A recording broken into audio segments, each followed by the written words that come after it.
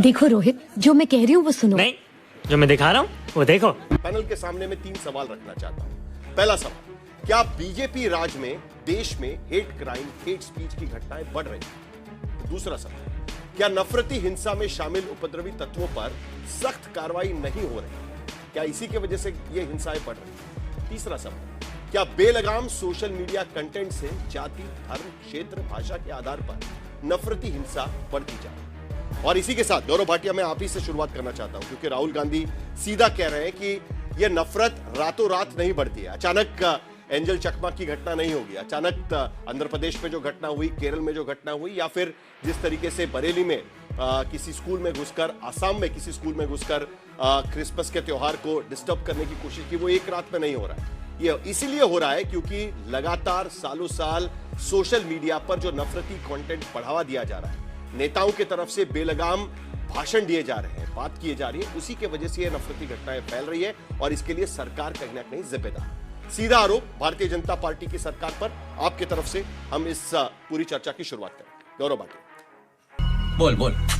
सलील जी, सबसे पहले तो मैं जो घटना हुई है इस पे ही बात करना चाहूंगा। आपके तीनों सवाल मैंने नोट किए हैं, उत्तर भी दूंगा, लेकिन ये जिम्मेदारी है सत्तारूढ़ पार्टी के प्रवक्ता होने के नाते कि ये निंदनीय है और हम इसकी कड़ी निंदा करते हैं।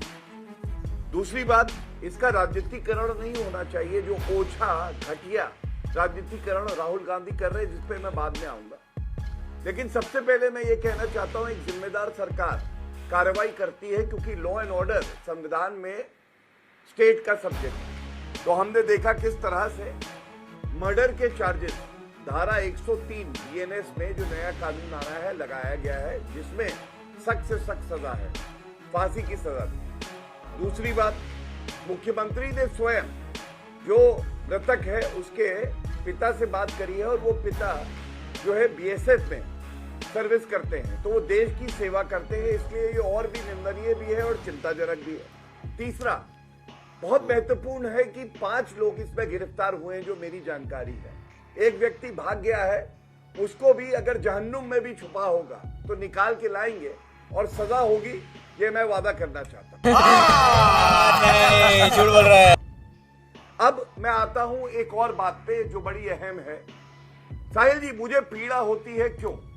मैंने आपकी रिपोर्ट देखी और इसको आप व्यक्तिगत अपने ऊपर मत कीजिएगा, लेकिन कहा गया कि भारतीय जनता पार्टी के जो प्रदेश हैं वहां पे ऐसी घटनाएं हो रही हैं।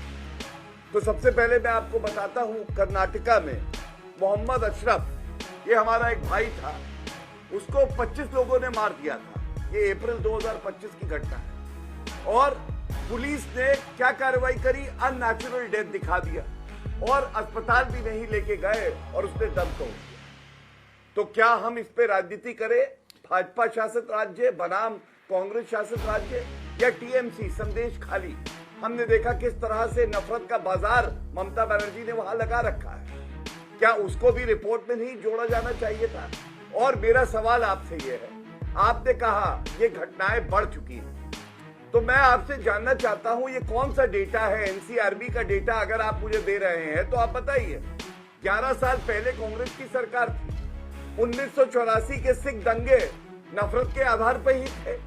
तो मैं पूछना चाहता हूं, ये भाजपा 11 साल से सत्ता में है और law and order state subject है, तो जिस प्रदेश में जिस सरकार में जिम्मेदारी उस पार्टी की सरकार की होगी, तो ये डेटा आप ला कहां से रहे, ये बताइए। और तेरा तो गेम बजाना पड़ेगा।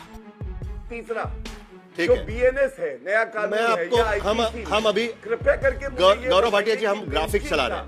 कौन सा नहीं, एक सेकंड, आपने सवाल पूछा है, मैं आपको जवाब दूं। आपने सवाल पूछा है, आपने सवाल पूछा, मैं आपको जवाब भी दे दूं। मैं सोच जानना चाहता हूं। नहीं, आपने सवाल पूछा है, पहले मैं उसका जवाब दे दूं। ठीक है, सबसे पहले तो हमने जो ग्राफिक चलाया वो दिसंबर महीने में अलग अलग जगह पर जिस तरीके की घटनाएं हुई, वो घटनाएं हमने सामने रखी है। उसमें हमने किसी भी पार्टी का नाम नहीं लिया, लेकिन जो घटनाएं साफ शब्दों में सामने आती है। सबसे पहली घटना उत्तराखंड देहरादून में त्रिपुरा के एंजल चकमा की हत्या कर दी गई, यह घटना सामने आई। उधम सिंह नगर में, काशीपुर में कश्मीर के बिलाल अहमद से मारपीट की गई, वो घटना सामने आती है।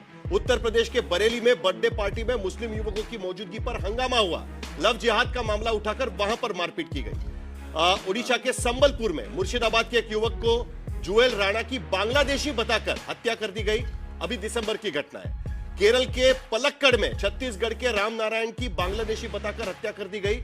यह भी बात इस ग्राफिक्स में रखी गई है। तो किसी भी पार्टी के स्टेट का नाम हमने नहीं लिया है, हम इसमें पार्टी पॉलिटिक्स नहीं कर रहे हैं। केरल की घटना का भी जिक्र किया गया। दूसरी बात, आपने आंकड़े पूछे, मैं आपके सामने आंकड़े भी रख देता हूं। Association for protection of civil rights, इन्होंने हेट क्राइम्स आपके सामने रखे हुए हैं। और ये हेट क्राइम्स के जो आंकड़े हैं, 2014 में बेस बरुआ कमेटी बनाई गई थी कि हेट क्राइम्स पर क्या होना चाहिए। बेस बरुआ कमेटी की रिपोर्ट के आधार पर यह भी कहा गया था उसमें कि हेट क्राइम्स को लेकर विशेष कानून बनाया जाना चाहिए। जब आप बाकी सारे कानून को लेकर सरकार इस पूरे मामले पर संजीदगी दिखाती है कि भाई इस चीज को लेकर कानून बनना चाहिए, उस चीज को लेकर कानून बनना चाहिए, हेट क्राइम को लेकर कानून क्यों नहीं बनाया? बेस बरुआ समिति का रिपोर्ट का क्या हुआ? और इसीलिए आंकड़े जरूरी होते हैं। आपने जो पूछा उसके जवाब मैंने दिए। मुझे क्रेडिट नहीं चाहिए। जल्दी से आपका जवाब, जो राहुल गांधी का आरोप है उस पर, उसके बाद आलोक शर्मा जी इस पर बात करें। गौरव भाटिया। सबसे पहले तो आपके जो भी जवाब है बहुत सम्मान से कहता हूं, बिल्कुल प्रभावित नहीं करते। क्यों, मैंने आपको बताता हूं। एसोसिएशन फॉर हेट क्राइम्स का डेटा है। कौन है एसोसिएशन फॉर हेट क्राइम? अगर किसी की हत्या होती है तो धारा 302 थी इंडियन पीनल कोड में, और अभी भारत न्याय संहिता में 103 धारा है। ठीक है, मैं जानना चाहता हूं आपने क्यों नहीं उदाहरण दिया? आपने जितने उदाहरण दिए ज्यादातर, अगर मेरी समझ ठीक है, आपको नंबर गिनने हैं कि जो घटनाएं हो रही है उस पर बातचीत होनी चाहिए, ऐसा आपको लगता है?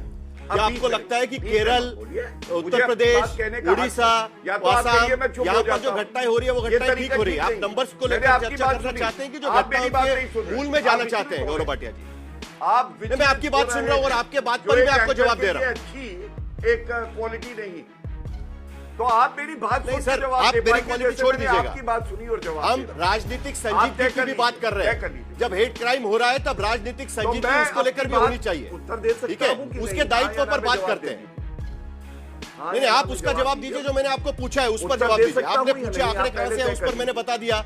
हमने ये भी दिखा दिया कि केरल का भी आपको मैंने उदाहरण दे दिया। आपने सबसे पहले ही गलत बात कही थी। मैंने बीजेपी का नाम भी नहीं लिया था हमारे रिपोर्ट में, बीजेपी शासित राज्यों का नाम भी नहीं लिया था। गौरव भाटिया जी, हम मुद्दे पर बात करें। चलिए, अबे जल्दी बोल, कल सुबह पनवेल निकलना है। चलिए, आप अपनी रिपोर्ट दोबारा सुनिएगा।